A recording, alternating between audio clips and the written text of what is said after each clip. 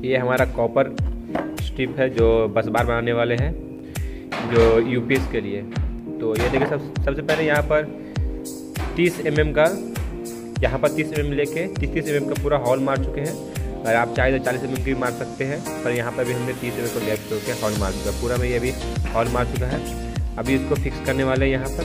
चलिए आइए देखते हैं इसको फिर कैसे फिक्स करना है।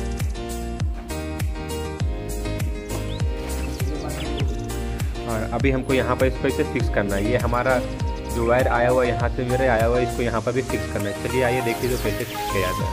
हमारा जो आया हुआ है यूपीएस का अर्थिंग वायर आया हुआ है, तो इसको पहले यहाँ पर कनेक्शन मान लेते हैं। उसके बाद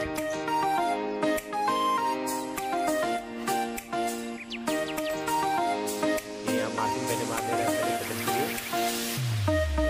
मार्किंग हो गया, हॉल मार दिया है।